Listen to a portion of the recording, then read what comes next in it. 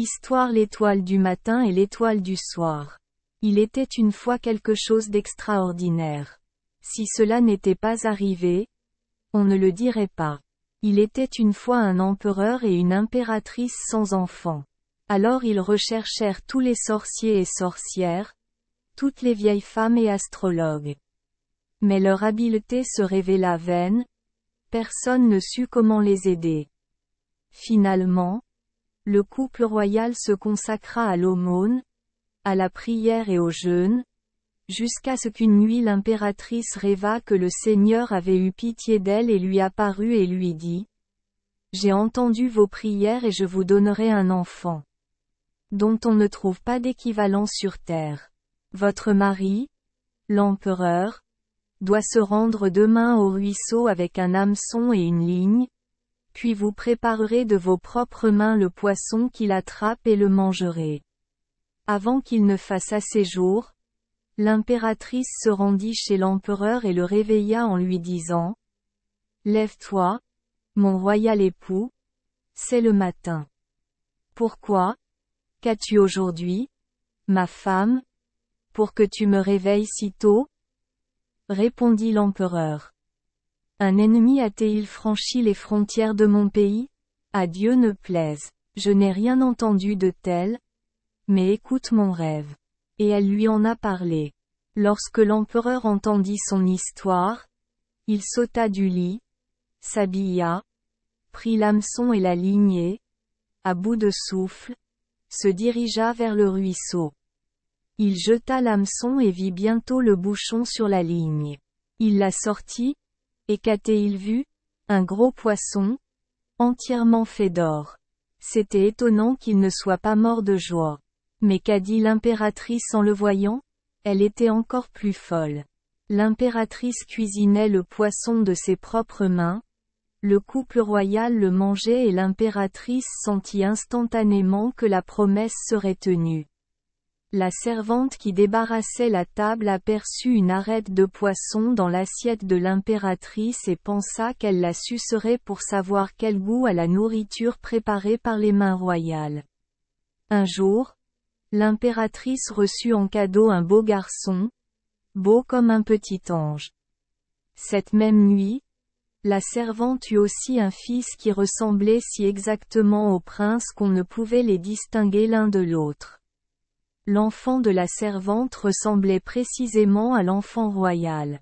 Le prince s'appelait Boussoujoc, le fils de la servante s'appelait Siminoc. Ils ont grandi ensemble, ont appris leurs leçons et ont appris autant de choses en une journée que les autres enfants en une année entière. Lorsqu'ils jouaient dans le jardin, l'impératrice les regardait depuis sa fenêtre avec un grand plaisir. Ils devinrent de grands jeunes gens et se ressemblèrent tellement qu'on ne pouvait jamais distinguer lequel était le prince et lequel était le fils de la servante. Ils étaient hautains d'allure, tous deux charmants, séduisants dans leurs paroles, et courageux jusqu'à l'excès. Un jour, ils décidèrent d'aller chasser. Mais l'impératrice s'inquiétait constamment de trouver un moyen de reconnaître son propre fils, car comme leurs visages étaient semblables et leurs vêtements exactement les mêmes, elle ne pouvait souvent pas les distinguer l'un de l'autre. Elle songea donc à laisser une marque au prince. Elle l'a donc appelé et, tout en faisant semblant de jouer avec ses cheveux, a noué 2 mèches ensemble à son insu. Ensuite, les jeunes sont partis chasser. Ils couraient joyeusement à travers les champs verts, sautillaient comme des agneaux, cueillaient des fleurs, s'aspergeaient de rosée, regardaient les papillons voler de fleur en fleur, voyaient les abeilles récolter de la cire et du miel et s'amusaient à fond. Puis ils se rendirent aux sources, burent de l'eau pour se rafraîchir et regardèrent inlassablement le ciel qui rencontrait la terre à l'horizon. Ils auraient voulu aller jusqu'au bout du monde pour le voir de près, ou du moins assez loin pour atteindre l'endroit où la terre devient marécageuse avant de finir. Ils allèrent ensuite dans les bois. Lorsqu'ils virent les beautés de la forêt, ils restèrent immobiles, la bouche grande ouverte d'étonnement. Considérez qu'ils n'avaient vu aucune de ces choses de toute leur vie. Quand le vent soufflait et remuait les feuilles, ils écoutaient leurs bruissements, et il semblait que l'impératrice passait par là, entraînant après elle sa traîne de soie. Puis ils s'assirent sur l'herbe douce, à l'ombre d'un grand arbre. Ici, ils commencèrent à réfléchir et à se consulter sur la manière dont ils allaient commencer à chasser. Ils ne voulaient tuer que des bêtes sauvages. Ils ne remarquaient pas les oiseaux qui sautillaient autour d'eux et se perchaient sur les branches des arbres. Ils auraient été désolés de leur faire du mal, car ils aimaient écouter leur Twitter. Il semblait que les oiseaux le savaient. Ils ne montraient aucune crainte, mais chantaient comme s'il allait se trancher la gorge. Les rossignols, cependant, ne faisaient que trier de leur gorge, pour que leur chant soit plus doux. Tandis qu'ils restaient là à discuter, le prince se sentit soudain si accablé de fatigue qu'il ne put tenir plus longtemps, mais posant sa tête sur les genoux de Siminoc, il lui demanda de lui caresser les cheveux. Pendant qu'il faisait cela, Siminoc s'arrêta et dit : « Qu'as-tu la tête, frère Boussoujoc ? Qu'est-ce qui se passe ? Comment puis-je le savoir ? Frère Siminoc, regarde, répondit Siminoc, 2 mèches de tes cheveux sont attachées ensemble. Comment est-ce possible ? Dit Boussoujoc. Cette découverte contraria tellement le prince qu'il résolut de partir à la découverte du vaste monde. Frère Siminoc, dit-il, je pars dans le vaste monde, parce que je ne comprends pas pourquoi ma mère m'a attaché les cheveux pendant qu'elle jouait avec. Écoutez raison, frère Boussoujoc, et ne faites rien de tel, répondit Siminoc.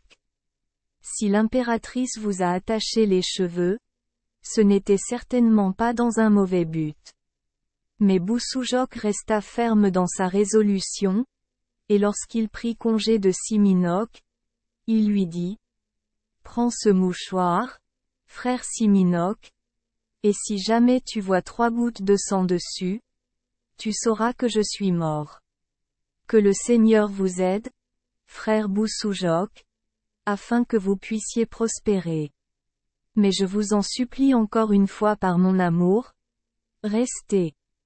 Impossible, répondit Boussoujoc. Alors les jeunes s'embrassèrent et Boussoujoc partit.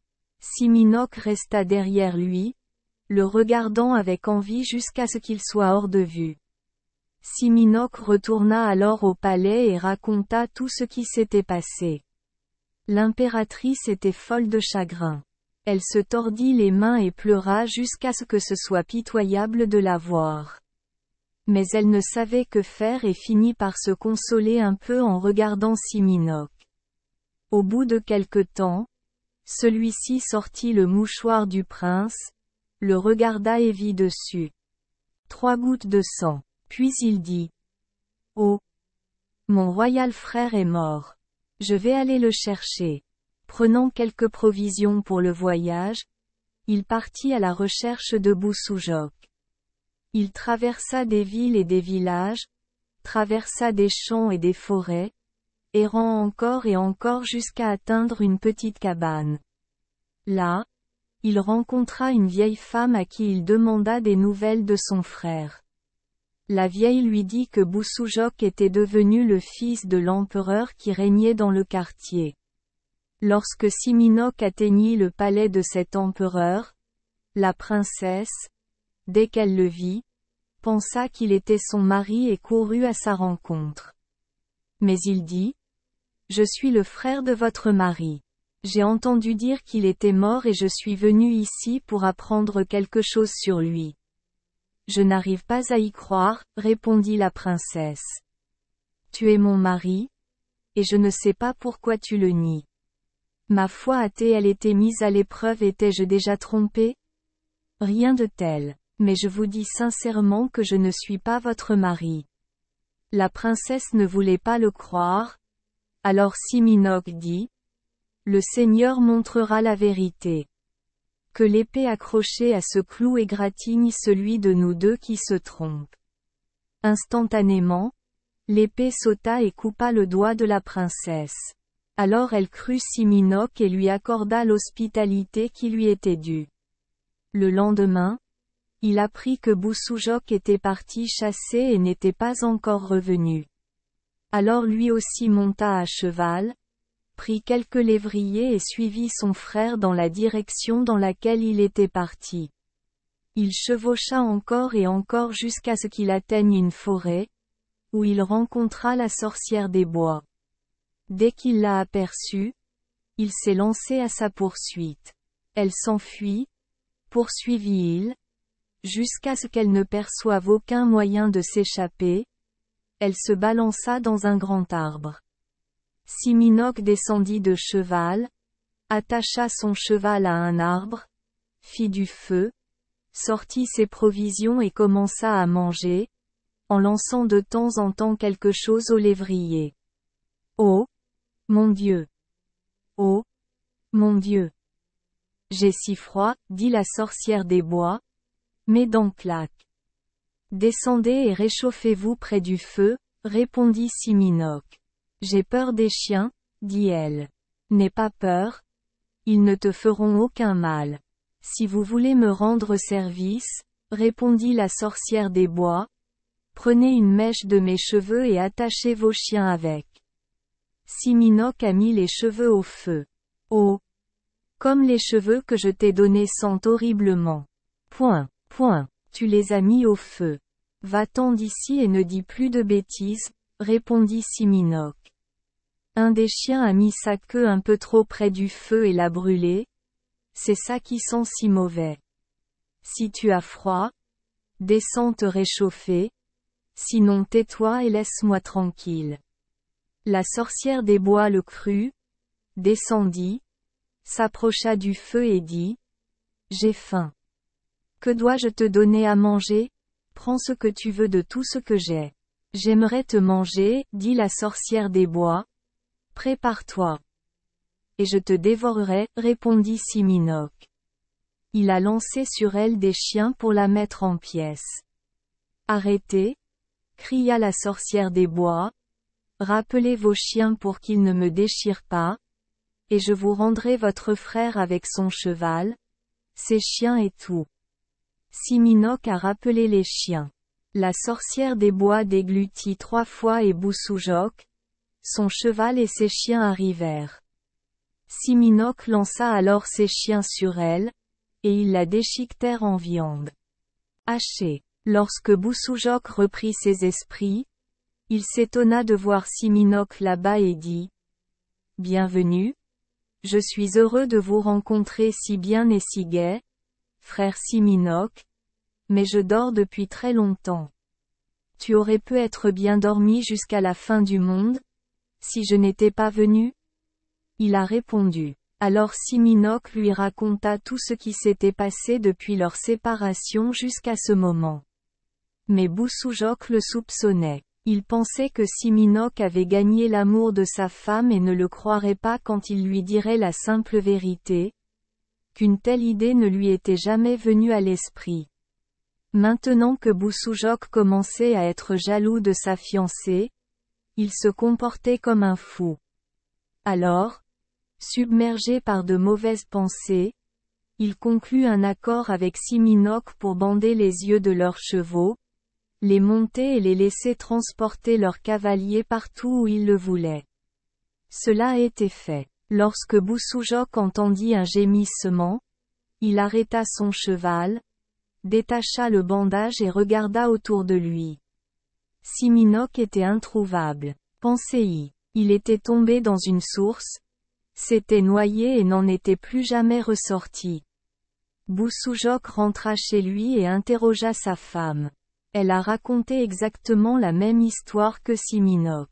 Puis, pour être encore plus sûr de la vérité, lui aussi ordonna à l'épée de sauter du mur et de gratter celui qui avait tort. L'épée sauta et lui blessa le majeur. Le prince mourut, se lamentant et pleurant amèrement pour la perte de Siminok, et se repentant profondément de sa précipitation excessive.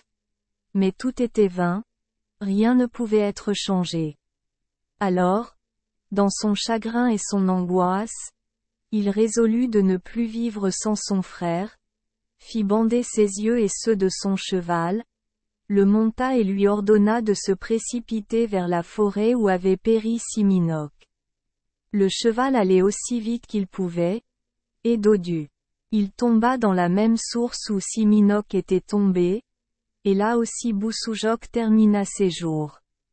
Mais au même moment, l'étoile du matin, Boussoujoc, le fils de l'empereur, et l'étoile du soir, Siminoc, le fils de la servante, apparurent dans le ciel. En selle puis je me suis jeté, cette histoire à raconter aux petits et aux grands. Merci les enfants des Esperluette Croisillon 39. Avoir écouté des contes de fées au jour Esperluette Croisillon 39. 8. Espérons que les histoires apporteront aux enfants des moments heureux et significatifs. Si vous aimez notre chaîne, veuillez appuyer sur le bouton S Esperluette Croisillon 39. Abonner, pour ne manquer aucune histoire intéressante. Je vous souhaite une bonne nuit de sommeil et de beaux rêves. Rendez-vous dans la prochaine histoire.